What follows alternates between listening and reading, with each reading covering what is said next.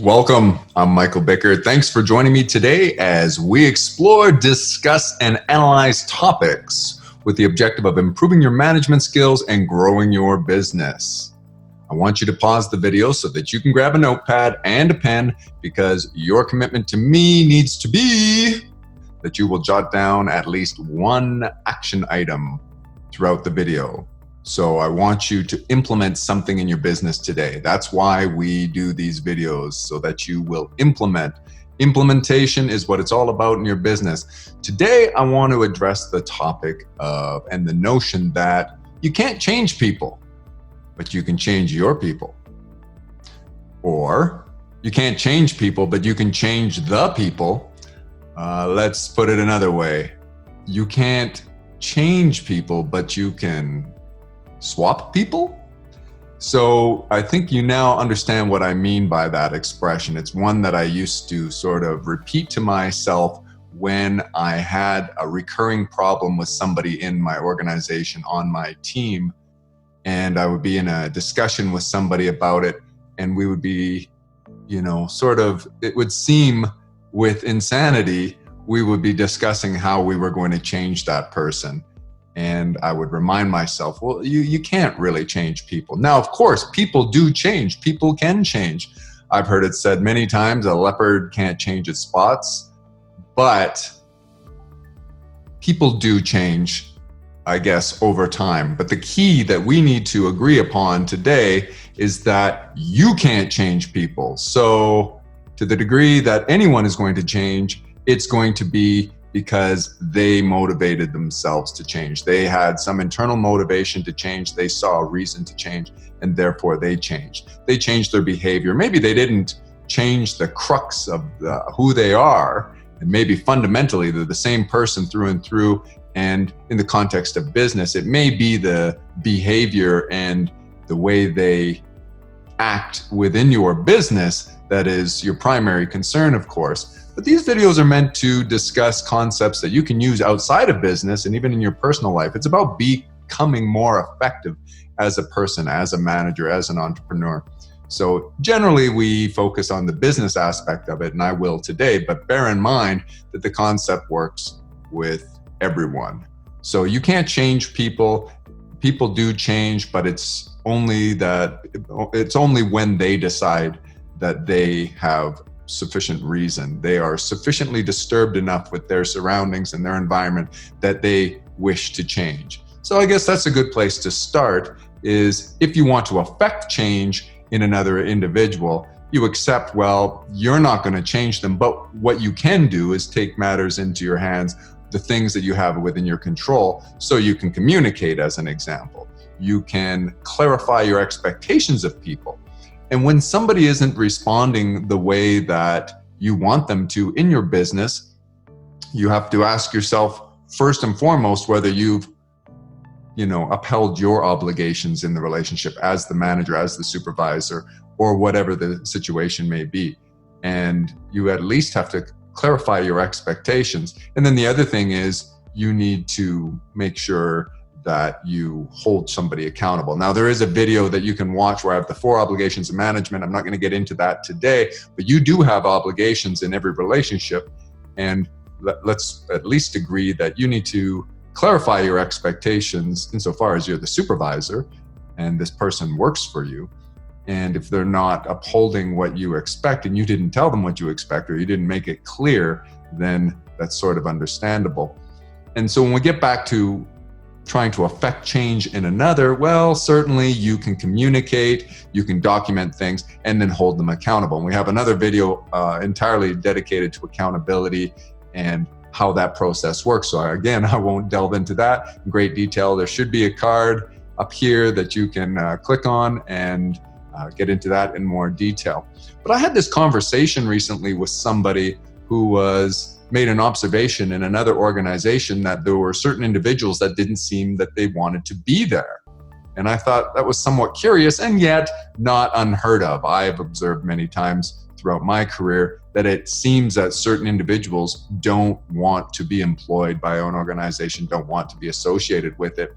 And people, they sort of commiserate over it, and they maybe gossip over it, but nobody's doing anything about it. And really, for a successful organization, you need to have, or for your organization to be successful, you need to have, you certainly desire to have, aspire to have people that want to be there, that share your vision, at least in part, and who will, wake up every day not dreading coming to work and engaging in whatever it is that you do. And so that made me think, and I questioned this individual. Well, what do you think it is? What is the reason why? And we sort of explored the concept. That's the first place to start. Why does a person not want to be there? And are your efforts going to be in vain if you try to change them? And should it be maybe something where you swap them out, where you change that person, you actually find somebody else? And I guess there's the first step is analyzing and then communicating with the person. I wondered to myself, why is it so common in business that we tolerate substandard performance of people who maybe don't want to be there or who shouldn't be there? We realize that we have the wrong fit for the organization. And I have a whole video on creating a profile for the position you have. What I observe time and again in business is that there are people occupying positions within businesses who really shouldn't be. They don't fit the profile. They're not matched for success in that position. And yet it perseveres. People, their managers leave them in that position, sometimes for years and years. Maybe you've gone to a business, I find healthcare is this way.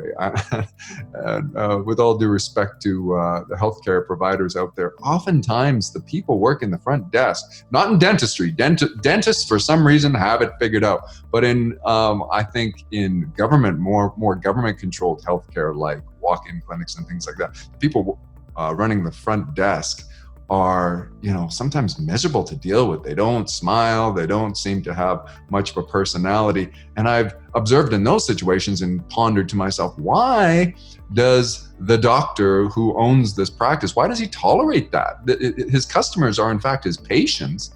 And why? And that's a whole nother topic, I suppose. But I want you to sort of think in your life about businesses that you've engaged and that the person just didn't seem to be a good fit. Maybe it was in the hospitality industry, service industry. You maybe had a server, like a waiter or waitress, that really didn't have much of a pleasing demeanor, and maybe was messing up a lot on your order and everything. And so, or it could be in any industry that the person, maybe their performance is just terrible and people tolerate it. The reason, I think, is, well, first of all, poor training, poor management skills and understanding. And we tend to be, I think, empathic and compassionate towards others.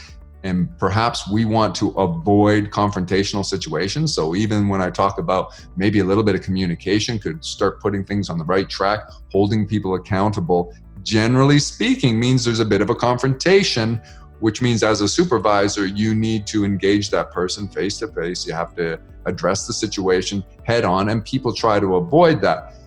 Those things probably could affect change in other people, and I think it's worthwhile, and I think you want to give people every opportunity to succeed once they've already got the position. And yet, today I want to focus on those times when it is time to sort of cut bait, to say it's time to switch your people out. You need to change the people because you're unsuccessful changing the person in question. And I get it. I understand that you're compassionate and you don't want to fire somebody. You don't want to let somebody go because maybe you're concerned about their finances and so on.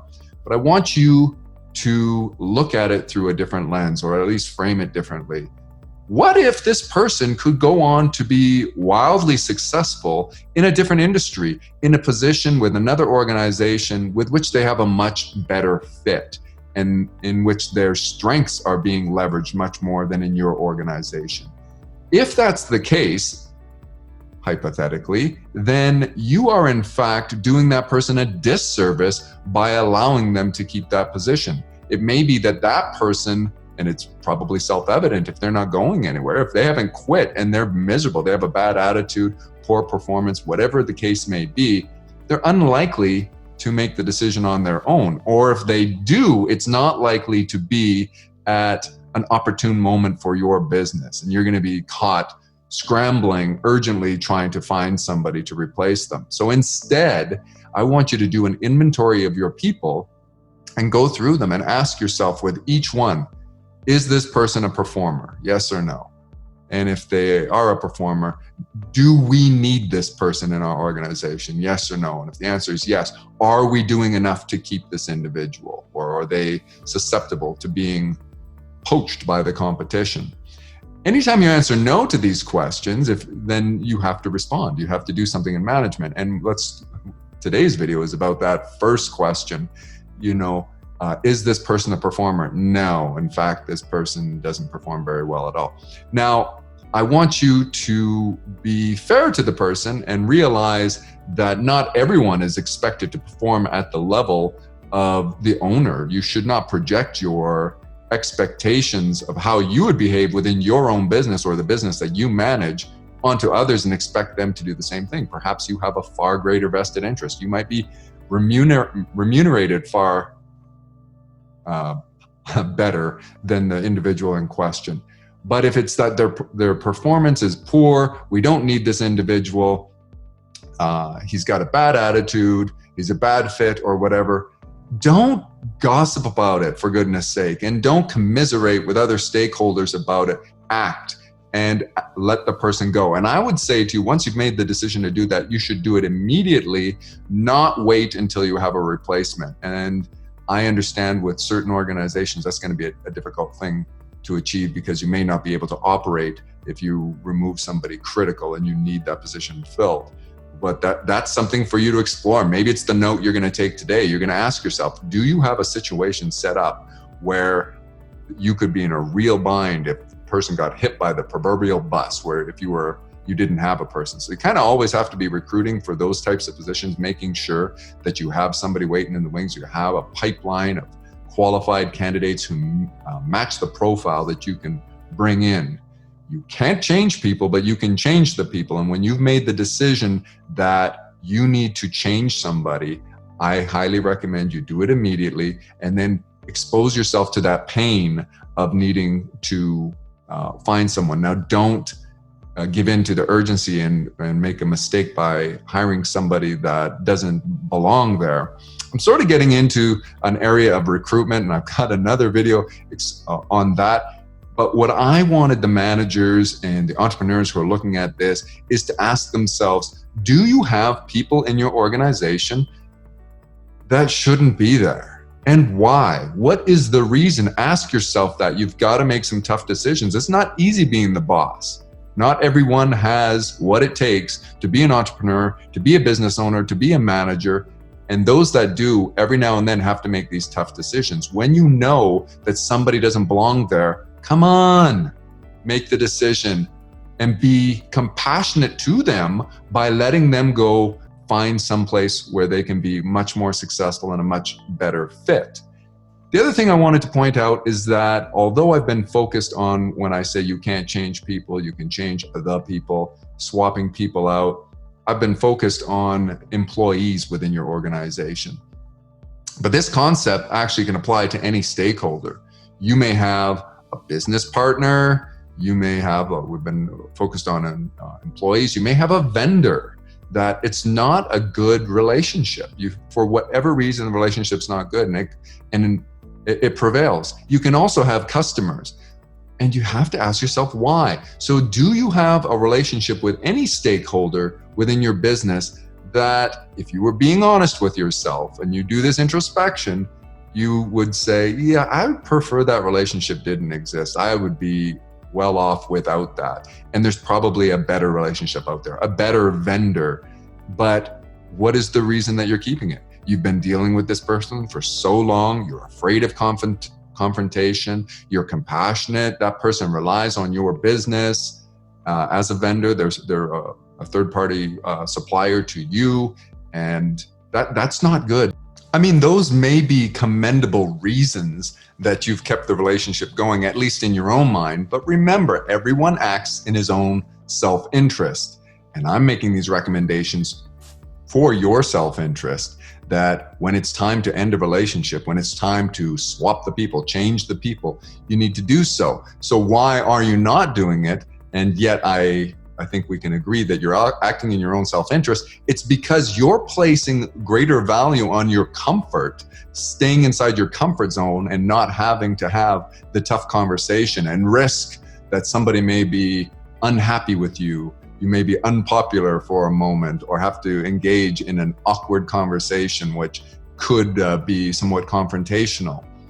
Those are not good reasons. You are trying to run a business. Your business needs you to make better decisions, long-term thinking. And so whether it's a vendor, start shopping around and find another vendor who's represents better value for your supplies. And if you have a customer, maybe you have a customer and you're tricking yourself into believing that customer. This again really depends on your kind of business. Some people have contracts set up with particular customers who are just draining on the business. It might be that it's not even a profitable relationship and you are avoiding the conversation where you need to change things. I can appreciate not going back on your word and honoring a legal contract and those kind of things. But to the degree that you can swap out a customer, look for a different customer, and allow for attrition of a customer that doesn't want to be there, the proverbial firing of the customer who may be abusive or it's just a bad relationship, you need to be able to do that. So I'm encouraging you, find the courage, find the willpower to do what's necessary for your business. And you can probably speak to others who are affected in an adverse way by this relationship that we're talking about and get a little bit of encouragement and support from them. And you may need to have those conversations, kind of psych yourself up and say, okay, well, am I doing the right thing? You want to make sure that you're not relying too heavily on emotions. Maybe you had with this individual a more emotionally charged conversation, which is leading you to think enough's enough, but you want to get a second opinion to make sure it's not you. All these things are important, and as I said earlier, you want to give people every chance to succeed, and you don't want to go out of your way to just terminate relationships left, right, and center.